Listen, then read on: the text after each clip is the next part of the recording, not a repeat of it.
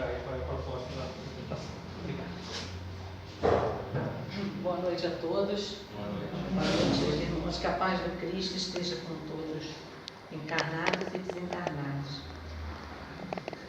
Espero poder passar hoje o que eu me propus trazer de tema, que é um tema muito pertinente para o que a gente está vivendo hoje e de extrema seriedade e importância. Chama-se Em Busca de um Sentido de Vida. O que é esse sentido de vida, né? Vamos falar o que não é o sentido de vida. Por que eu escolhi esse tema? Porque a gente está presenciando hoje, não só eu como vocês, uma falta muito grande de sentido, né? Essa onda que veio de suicídio, né, é a falta do sentido, de você chegar no máximo da sua vida e não ver sentido nela. Então, pensando o que eu poderia trazer de contribuição, né, dentro do meu fazer, dentro da minha vida, né, dentro da minha imperfeição, né, enquanto espírito encarnado, eu escolhi esse tema Em Busca de um Sentido de Vida, que é um tema que eu também estou pesquisando, por isso que eu também trouxe esse tema para vocês. Vamos lá. E eu vou trazer três pessoas, três pontos de vista diferentes, mas que vocês vão notar que no final eles vão se encontrar, né? Uma filosofia de vida, o outro é um cara bem bacana que todo mundo conhece, e o último é um teórico que eu estou estudando ele, que veio trazer o sentido de vida. Bom, vamos começar. Felicidade é um problema. Há 2.000 anos, há 2.500 anos, num palácio localizado no sopé himalaio, do atual Nepal, vivia um rei. E ele ia ser pai. Esse rei ia ser pai. E ele tinha um objetivo muito claro na vida dele. Ele falou, bom, eu vou ter um filho e eu não quero que meu filho sofra. Eu não quero que ele tenha contato com sofrimento, eu quero que ele viva só na alegria, que ele tenha tudo que ele quiser ter, né? Mas eu não quero que ele tenha contato. E assim ele fez, valer.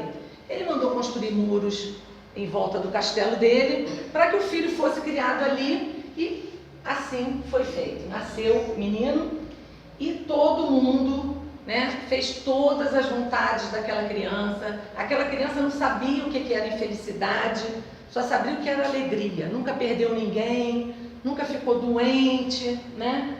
E se ficava, era imediatamente acolhido, enfim.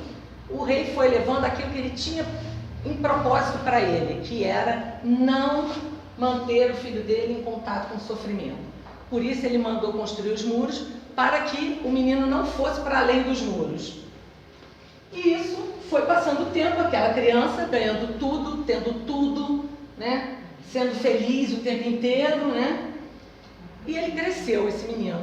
Ele cresceu e ele começou a invadir, aquele jovem, né, aquele rapaz, uma sensação muito, assim, de um vazio mesmo, né? Não se falava há 2.500 anos atrás em vazio existencial, isso é uma palavra de um tempo para cá, a gente escuta muito falar em vazio existencial, e ele foi ficando irritado com aquela situação, né? Aí a gente pode pensar, como é que alguém que o pai programa para ele toda uma vida de prazer, de presentes, de tudo, pode ficar com essa sensação, né? O pai só queria felicidade para ele, foi isso que o pai fez o tempo inteiro, programar a felicidade do filho. Isso não abasteceu. Por quê? Porque ele não conseguiu encontrar um sentido naquela alegria toda, naquilo tudo, ele não dava valor para nada.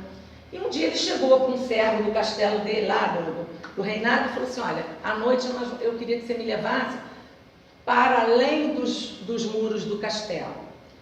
E aí o servo falou, tá bom, né? Porque tudo dele, ele era prontamente atendido. E aí foi o servo com ele. Quando ele chegou do lado do castelo, do lado de fora, no Nepal, uma pobreza danada, uma fome danada, né? Doenças para todos os lados, gente morta, caída no chão, 2.500 anos atrás, fome, não se tinha governo, não se tinha mão, não se tinha nada, era mais completa desgraça. E ele se deparou com aquele quadro e não sabia o que fazer, porque ele nunca teve contato com aquilo ali, um lado, vamos dizer assim, um outro lado da vida, que não era felicidade, ele só tinha contato com a felicidade. E esse menino volta correndo para o castelo, lá pro império lá do pai, e volta muito chateado. Ele fala com o pai: como é que você fez isso comigo? Você só me proporcionou essa alegria, essa felicidade, e eu saio daqui e vejo tanta desgraça e não sei como lidar com isso. E ele fala para o pai: pois bem, eu não vou ficar mais aqui, eu vou embora, eu abro mão de toda a minha riqueza, de todo o meu luxo e vou buscar a minha iluminação, a minha elevação espiritual na pobreza e na miséria. E assim esse garoto foi lá buscar, foi viver na pobreza, deixou todos os luxos e foi viver como um mendigo. Ficou doente, passou fome, perdeu companheiros lá da rua, né? Foi maltratado, apanhou, e os anos foram passando, e ele chegou um certo tempo que ele também, isso aqui eu fiz uma cola, vou ler aqui. Alguns anos se passaram e nada aconteceu, até que ele viu que aquela vida de provação não era aquilo tudo que prometia, né? Porque ele achou que ele ia largar a opulência e ele ia para a miséria extrema para encontrar a evolução e a elevação. E aí, ele... Pode passar, sério. Ele começa a pensar, né? Ele começa a pensar. Então, o príncipe percebeu que o que todo mundo já sabia, né? Quem é que não sabe isso? Sofrer é muito ruim. E não necessariamente se traduz em algo significativo, né? Seja na riqueza ou na pobreza, não existe valor no sofrimento. Quando não há, isso aqui é muito importante, não existe valor no sofrimento quando não há um propósito, né? Quando não há um sentido, quando a gente não consegue ver naquele sofrimento um sentido, né?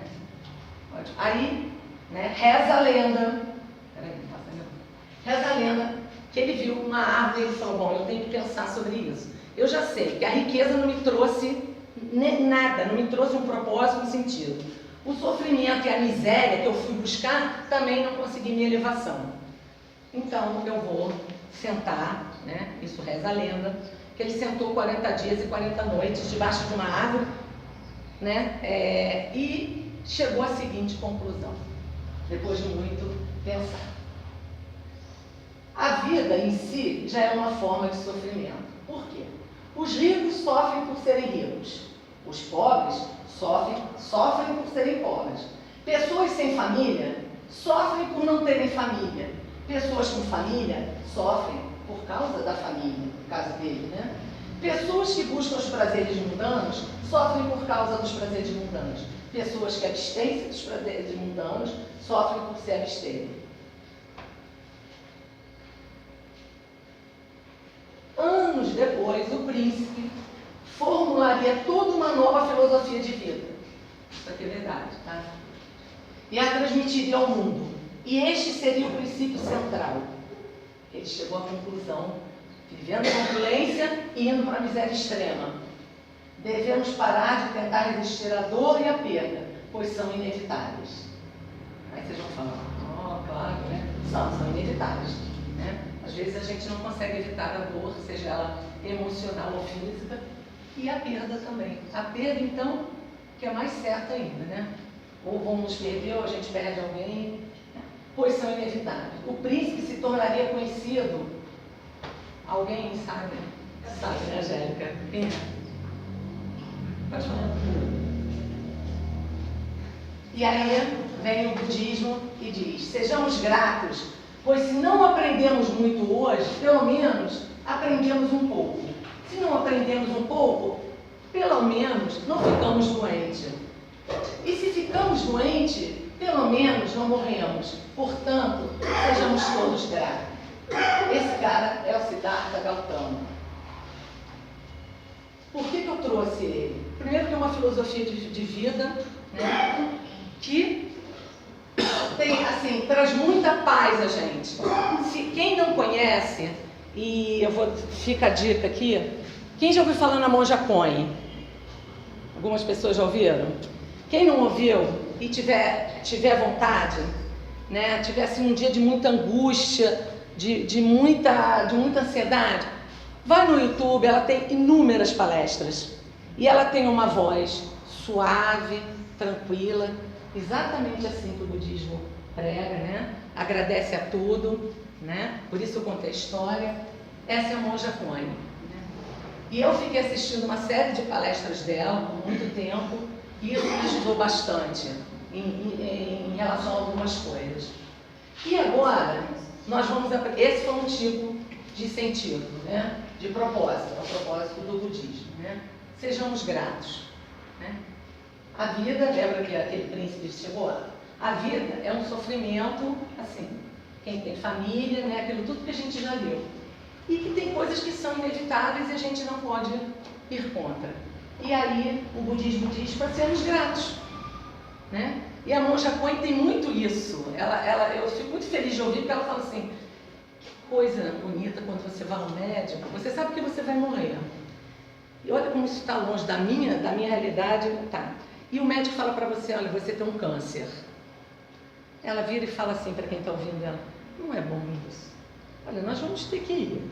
Então, a gente já sabe que a gente tem um câncer. Vamos viver enquanto a gente pode viver. Vamos fazer dessa doença, ela está lá, mas vamos caminhar.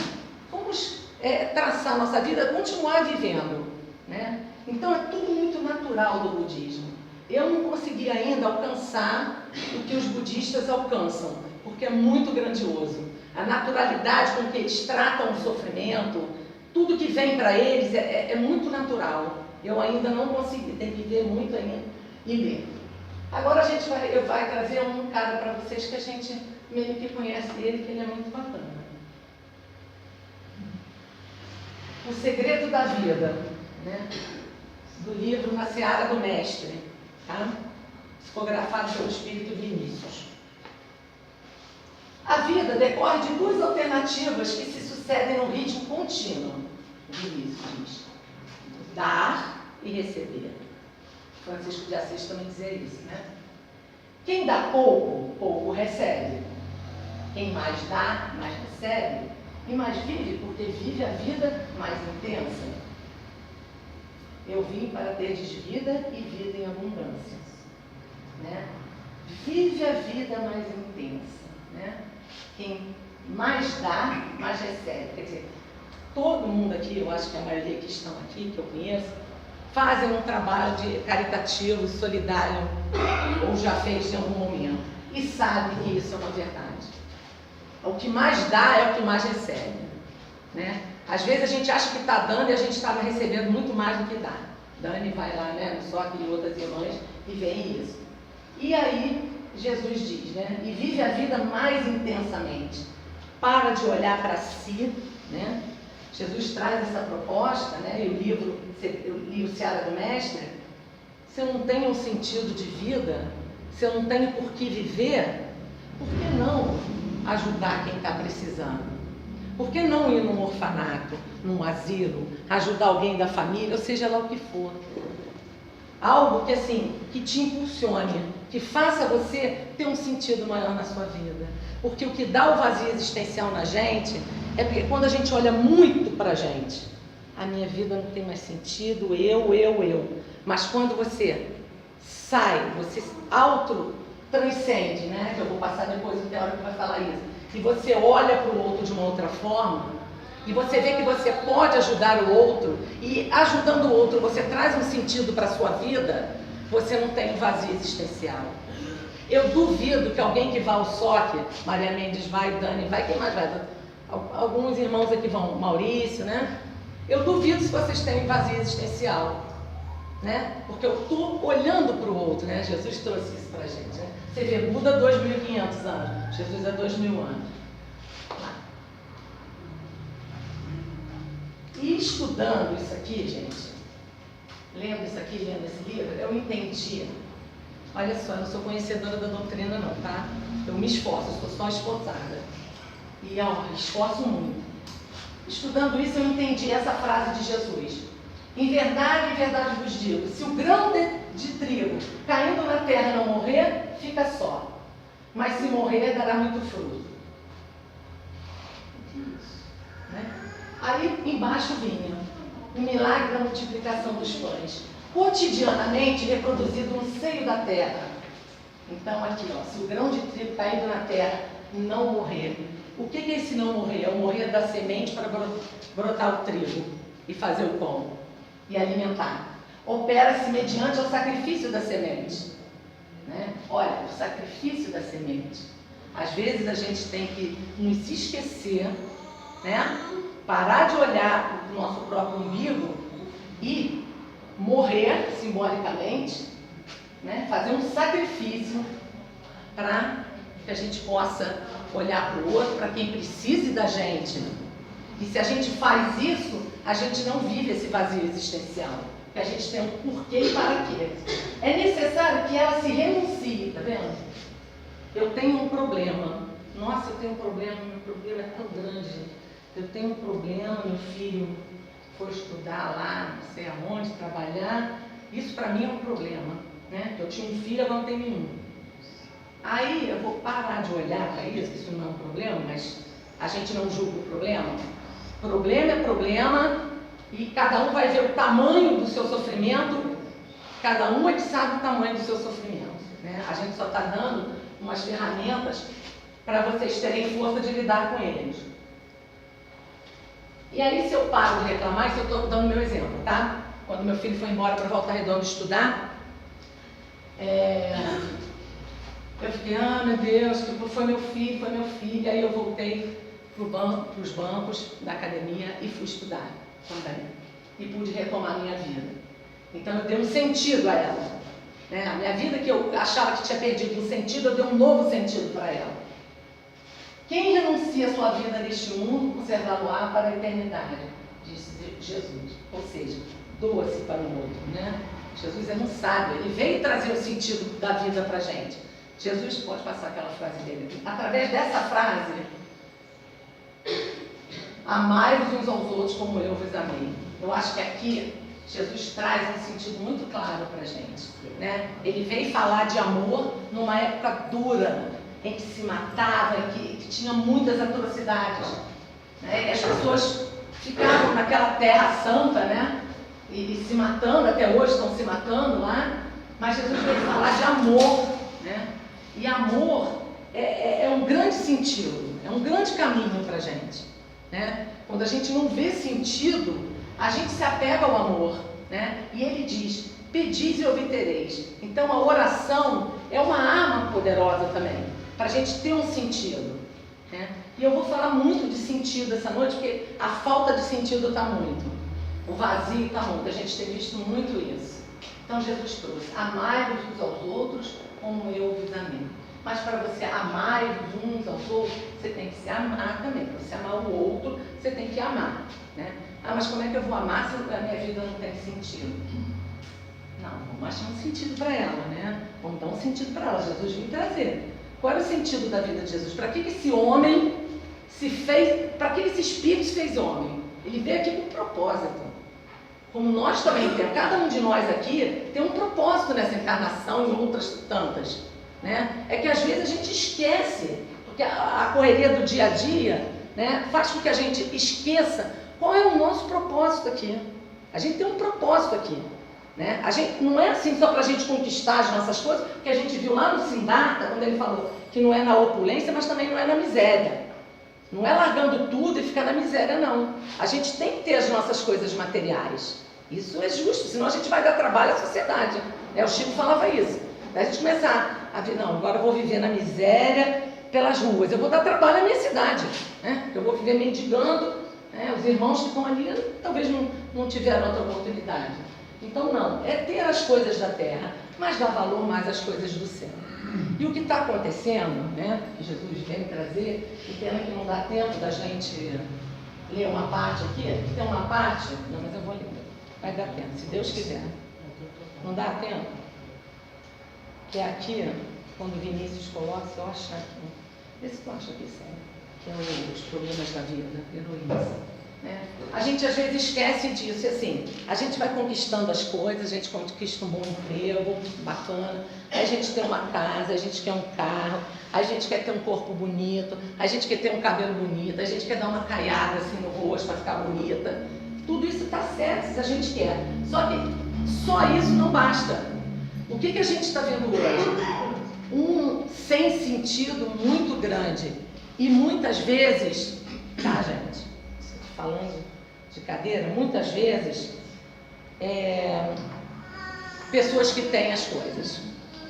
Muitas vezes, né? A gente teve agora um companheiro aí, um conhecido nosso, um cara que é estudioso e era da academia, não sei de quê, da OB, sempre foi muito inteligente e ele se matou, né? Então você fica às vezes perguntando, essa pessoa tinha tudo, por que ela queria se matar? Há muitos anos estávamos nós num grupo espírita e eu vi entrar, eu sempre gostei muito, sempre fui assim, muito vaidosa, e eu vi uma mulher linda entrar pela porta daquele grupo espírita, foi no grupo da Ângela Coutinho. Uma mulher loura, bonita mesmo, assim, com joias. A gente via que aquela moça tinha uma boa criação, tinha dinheiro, e ela sentou na nossa frente, né, Zé? Sentou ali. Aquele dia a gente estava com os velhos do asilo, não tá? Com os velhinhos do asilo? Tinha levado que eles gostavam de ir lá. E gostava de ir no carro com o Célio, porque ele dizia que comigo eles iam morrer mais rápido, porque eu ia correndo muito. A gente estava com os velhinhos do asilo, e aí o Carruá lá, o espírito que a Ângela recebe, então, começou a falar, e de repente ela levanta o dedo, né, Zé? Ela levanta o dedo e fala que muitas vezes ela começa a dar um depoimento. Eu já não me lembro mais, mas era mais ou menos isso. Que ela tinha vontade de se matar, que ela não via beleza na vida. E eu na minha ignorância, atrás dela, como uma mulher linda daquela maneira, cheia de joias, eu muito materialista, né? Como é que ela quer se matar? Pois é, como é que ela quer se matar, né? Vamos lembrar do Siddhartha lá. Não tinha propósito, não tinha um sentido de vida maior. Então aqui nesse livro do Vinícius, diz assim, enquanto persistirem no erro de colocar em primeiro lugar o corpo, nada de que o corpo carece estará cautelado e seguro. Logo, porém, que o espírito esteja acima da matéria, a razão acima do estômago e o sentimento acima dos tubos digestivos, os problemas da vida terão pronta solução. Buscai, você já conhece essa acima de Jesus, né? Buscai em primeiro lugar o quê? O reino de Deus e sua justiça. Tudo mais vos será dado de graça e por acréscimo. Então, isso aqui quando eu li, me fez muito claro para entender todos esses sofrimentos, todos esses suicídios que a gente está presenciando aí de jovens, porque não tem idade. São crianças, são jovens, são pessoas de idade, não tem. Enquanto aqui, né, na Seara do Mestre, a gente olhar mais para as coisas materiais, quanto mais a gente olhar para a matéria, mais materializado, mais agarrado a gente vai estar. Quanto mais a gente olhar para o Espírito, que é a nossa verdadeira vida, a gente está mais seguro de cometer um suicídio, vamos dizer assim.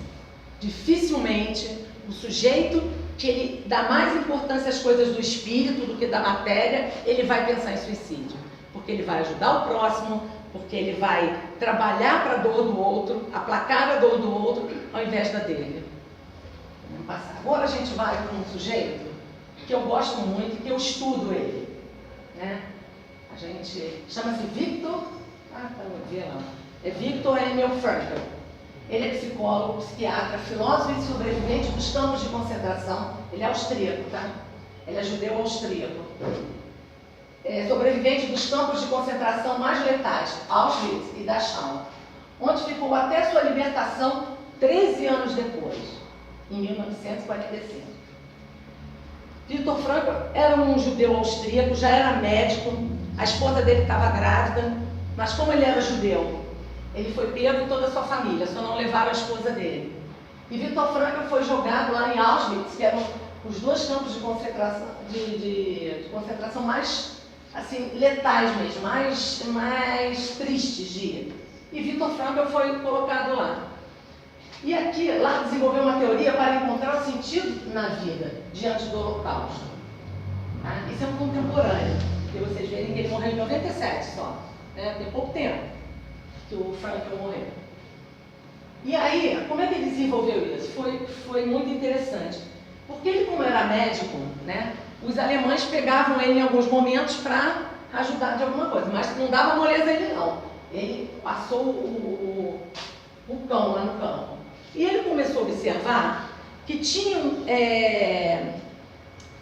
pessoas que conseguiam, mesmo com aquelas atrocidades, né, mesmo com aquele perigo iminente o tempo inteiro, né, de Auschwitz e Dachau, de ir para a câmara de gás, ser morto, conseguiam ficar ali desperto, dando força a outros companheiros, enquanto outros não aguentavam, morriam só de pensar que eles iam para lá, eles já estavam morrendo. E aí chegou um companheiro lá dele, para ele, e falou assim: Vitor, olha, eu vou me matar. Eu vou me matar porque eu não vejo sentido na vida. Ué, mas por que aí o Frankel pensou, mas por que você não vê sentido na vida? Eu não vejo, nós estamos dentro do campo, isso aqui tá uma droga. Ele falou assim: mas vem cá, tem alguém lá fora que possa estar esperando por você? Aí ele falou, pensou, ele falou, pô, eu tenho uma filha. Então, eu também tenho uma mulher esperando um bebê. Então é nisso que nós vamos nos apegar, nós vamos ver o sofrimento que a gente está vivendo. Viktor Frankl já tinha problema cardíaco por conta embora ele tenha morrido aos 92, por conta da friagem, daquela condição de vida precária. Os outros também tinham, viu muita gente morrer. E aí ele começou a fazer daquele sofrimento um sentido para a vida dele, porque ele queria encontrar com a mulher dele na Áustria, que ainda é viva, tem 98, 99. E mora lá na Áustria, numa vila, num prédio, numa rua chamada Viktor Frankl. E ele começou a se apegar a isso. E o que ele começou a fazer? Uns esboços, um papel de pão que ele roubava dos nazistas, né? E quando ele não apanhava, que aí sabia que ele tinha roubado. E ele veio a falecer, aí acabou a guerra, né? Acabou a guerra. E o que aconteceu? Essa história eu tenho que contar, né? Foi num congresso que eu fui agora e foi contada essa história. Eu fiquei assim bastante emocionada. Bom, acabou a guerra, os alemães todos, né? Porque eles eram muito valentes quando eles estavam entre eles ali.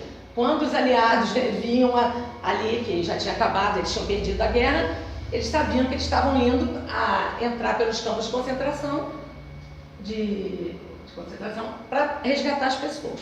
E aí eles começaram botaram um caminhão em cima do galpão onde estava o Frankl, com outras pessoas bem debilitadas. E Frankl também já estava se arrastando, e alguns companheiros que tinham força subiram no caminhão. Aí os alemães falaram, olha, tem esse caminhão aí, se vocês quiserem, peguem ele e vão. Aí os companheiros subiram e falaram, vamos Frankl, vamos. Ele falou, não, eu não vou, eu vou ficar aqui com meus companheiros.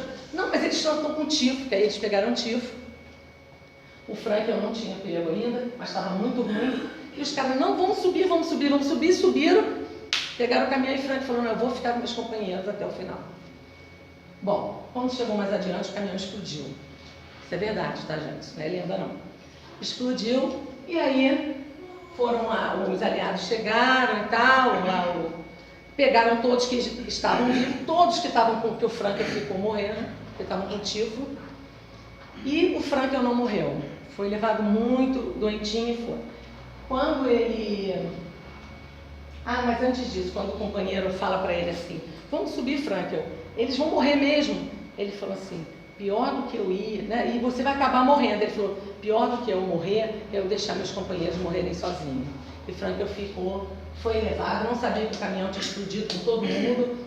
E quando ele acordou no hospital, ele falou, pô, eu quero ver meus companheiros que foram no caminhão. Todos tinham morrido. Então, isso é uma coisa que sensibilizou muito a gente estudando a vida dele.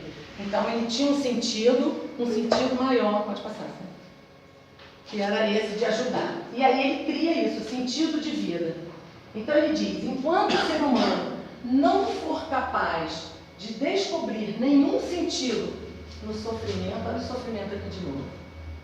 A gente já ouviu lá do Siddhartha que a gente tinha que ter uma aceitação, né? Os budistas têm uma aceitação do sofrimento. Se o ser humano não for capaz de descobrir nenhum sentido no sofrimento, ele estará propenso ao desespero e, em certas condições, ao suicídio. Na verdade, o que a gente está vendo hoje? Eu garanto que se eu perguntar a qualquer um de vocês aqui, né, alguém conhece alguém que se suicidou. Entendeu? Um ou mais, né? Tudo parte do sentido da vida, do sentido que eu dou para o meu sofrimento, né? Aí uma entrevistadora pergunta ao Frankl,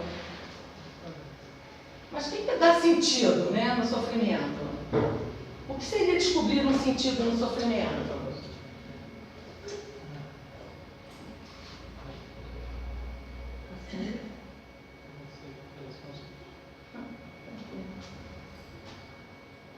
A gente vê muito isso na clínica também, sabe? Quando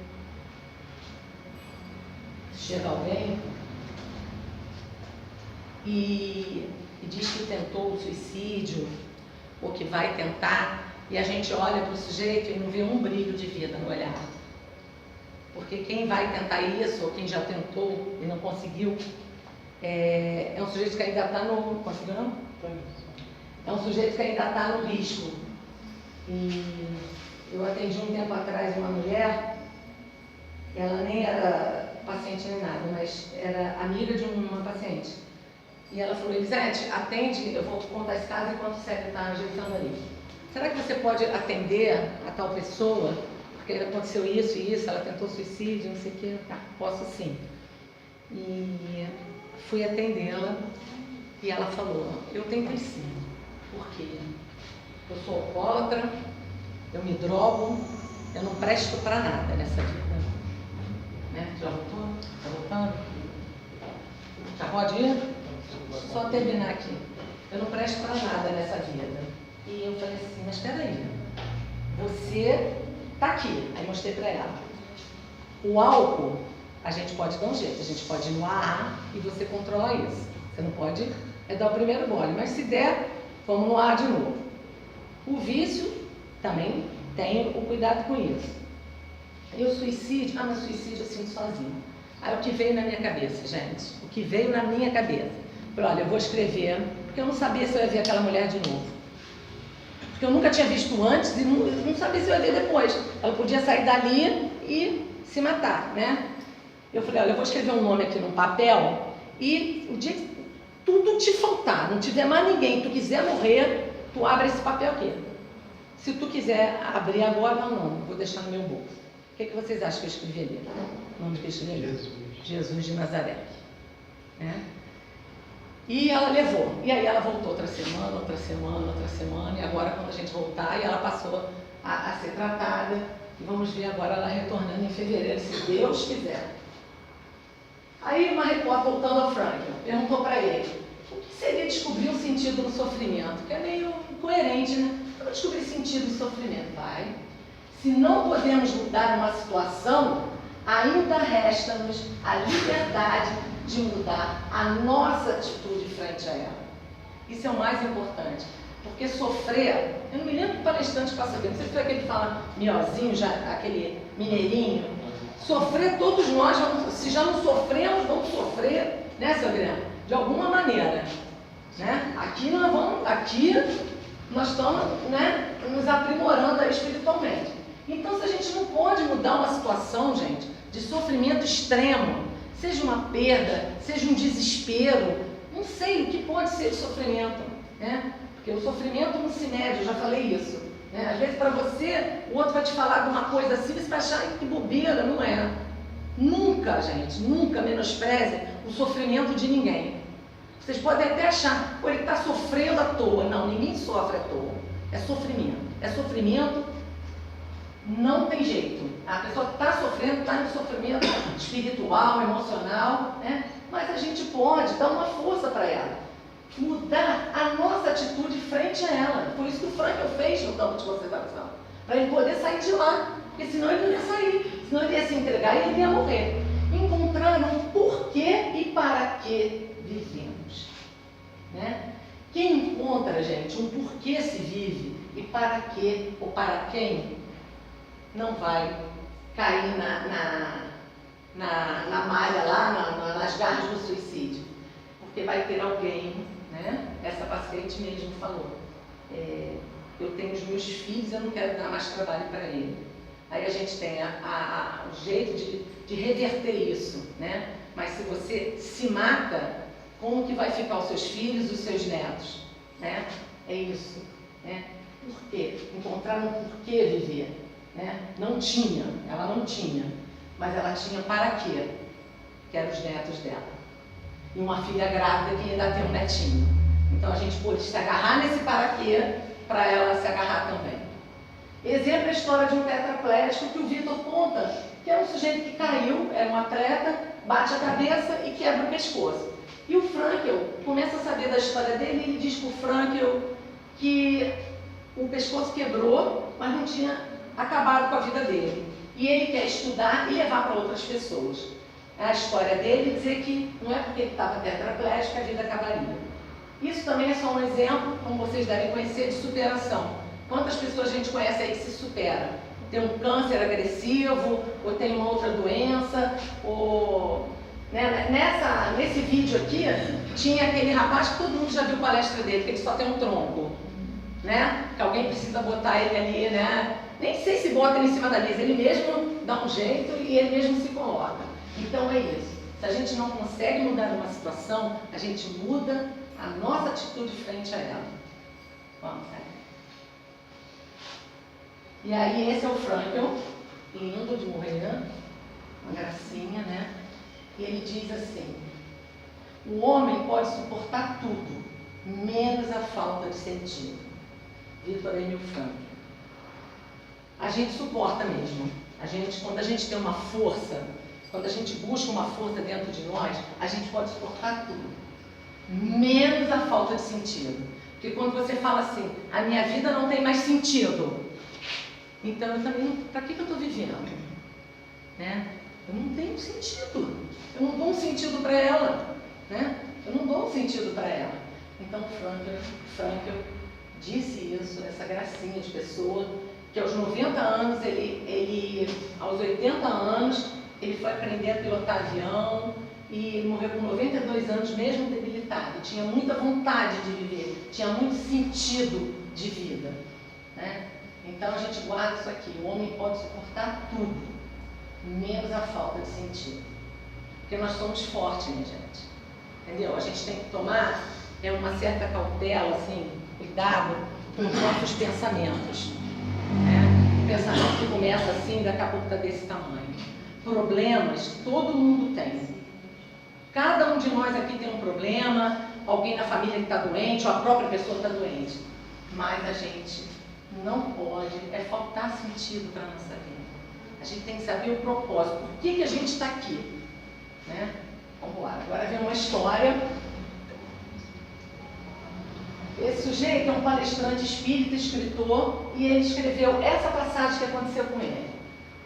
Estava próximo de realizar mais uma palestra, quando a coordenadora do evento me chamou e disse que havia uma pessoa que gostaria de falar comigo. Coloquei-me disponível para estabelecer o diálogo, mas lembrei que faltavam 15 minutos para iniciar a apresentação. Ela disse que seria breve.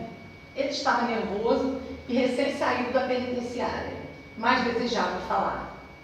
Eu confesso que estas últimas informações, estava nervoso, desejava falar, alteraram minha disposição em falar com ele. Afinal, creio que a conversa seria longa, mas vamos lá.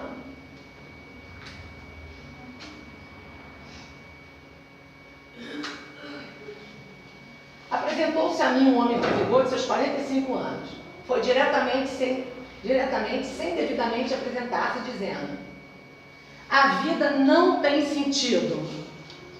Mediante o descontrole da situação, isso eu acho que serve até para um atendimento fraterno que a gente fizer, tá? E sirva de exemplo, né?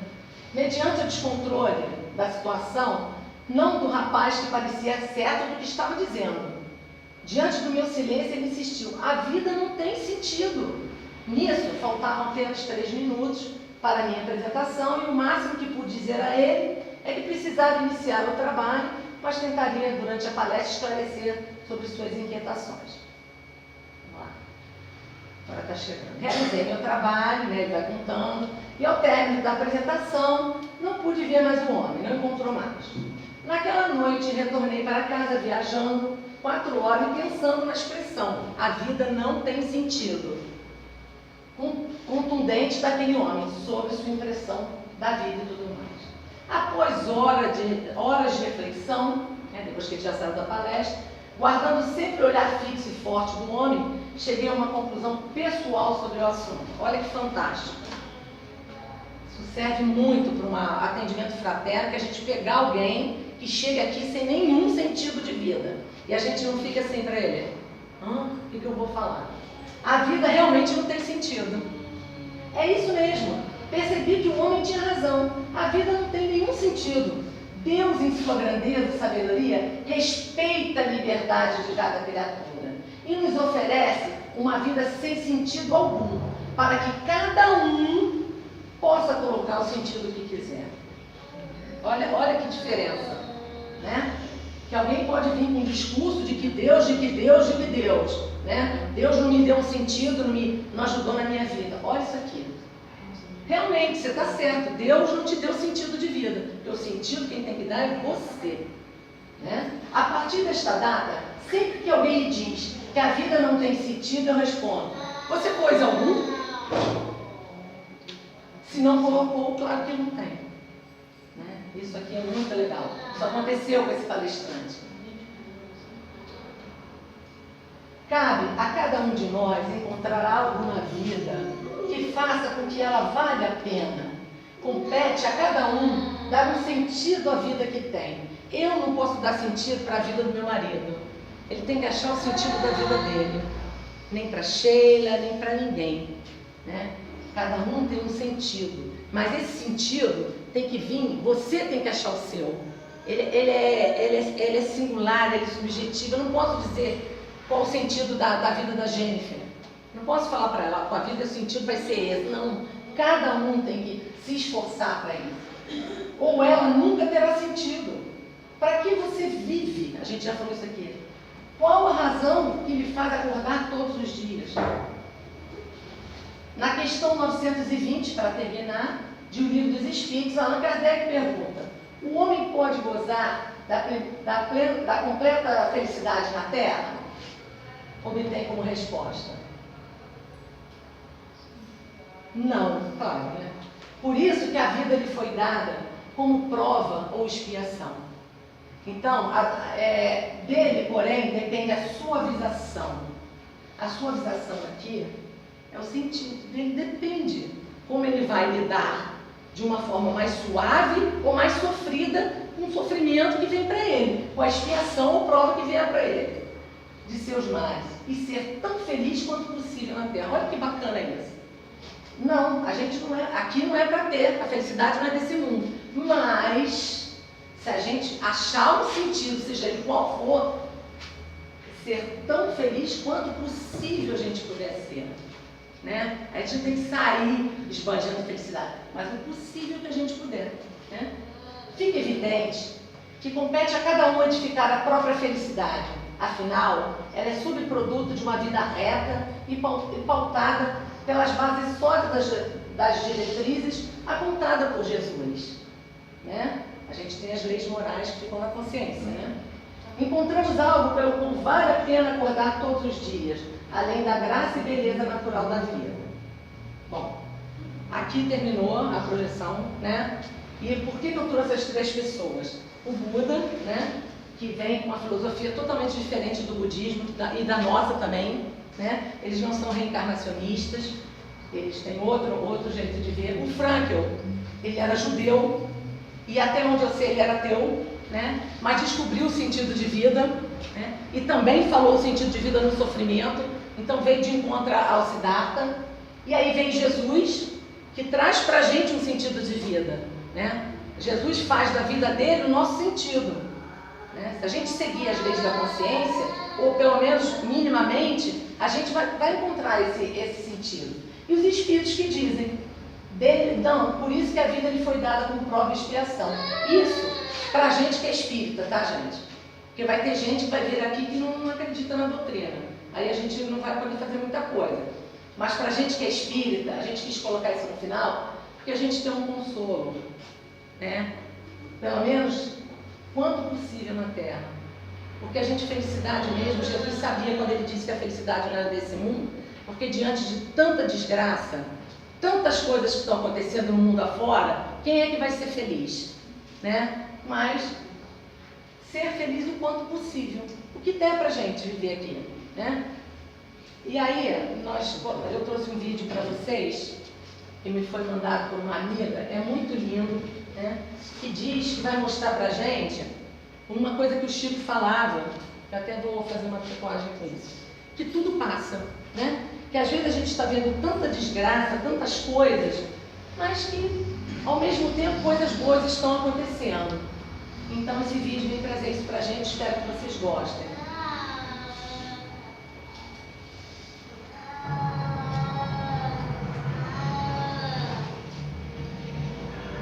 Eu tenho 97 anos. Eu posso dizer que já vi muitas coisas neste mundo.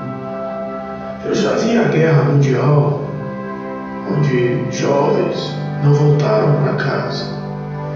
Eu vi doenças matarem em massa. Desastres naturais levaram milhões. Vi também crises que fizeram sociedades inteiras sofrer. Nossa, quantas vezes eu vi a própria esperança morrer. Foram tempos difíceis. Também achávamos que tudo ia se acabar. Como eu disse, eu já vi muita coisa, mas o mundo continuou. Eu continuei. Estou aqui. Mesmo quando vi aqueles que mais amava fecharem os olhos, eu pensava, meu Deus, essa dor não vai passar. Mas o mundo seguiu, a vida seguiu. Sabe, de tudo que eu vi, há uma coisa que nunca mudou: a força da vida de seguir em frente. E a vida segue. As pessoas, as nações, as famílias, todos mais cedo ou mais tarde se levantam, se reconstroem. Hoje muitos falam que o mundo está perdido. Vejo pessoas dizerem que não acreditam mais no ser humano. Eu já pensei assim, que bobagem a minha. Filhos, eu sei que às vezes fazemos coisas muito feias, mas acreditem, neste momento existem pessoas fazendo planos, existe muita gente fazendo o bem, tem gente animada com uma nova descoberta, gente desenhando uma nova casa. Quantos estão se formando todo ano? Hoje somos 7 vezes mais gente no mundo e eu achava que estávamos nos matando a todos. Hoje as cidades são bem maiores e mais modernas e eu achando que tudo seria só ruína. Enxergue melhor a sua volta. Veja aquilo que não é notícia. Existem pessoas se apaixonando, filhos que são o orgulho dos pais, pais que fazem o melhor para os seus filhos, amigos compartilhando alegrias saudáveis, vizinhos que se solidarizam e se importam. O bem é bem maior que o mal, filhos. Para cada um que nos escandaliza e nos choca, há milhares que seguem a luz do amor. Eu estou cansado. Meus olhos em breve também vão se fechar.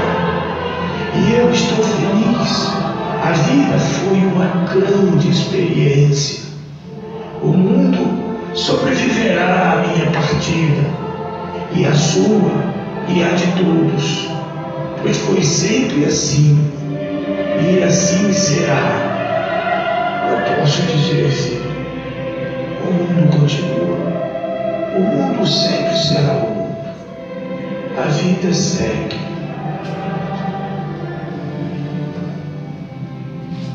Gente, obrigado, é isso. espero que eu tenha passado. O mais importante de tudo isso que eu falei é vocês guardarem do sentido de vida. Quando tudo não houver sentido, ainda assim há um sentido, né? O mundo continua, as coisas continuam e não vamos desanimar, tá?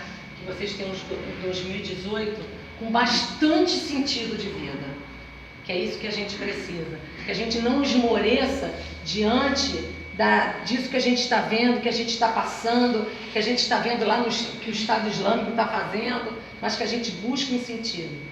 Que ao mesmo tempo que tem o Estado Islâmico destruindo, tem muita gente amando e construindo. Tá bom? Bom ano novo para vocês. Que Deus os proteja. E eu trouxe um livro. E agora como é que a gente vai fazer, Maria Luísa? Maria Lúcia?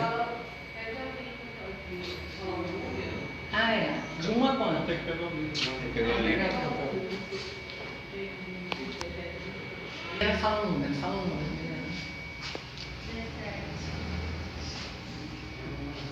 Andréia, É um livro do José Carlos de Luca, tá, gente? Sem medo de ser feliz.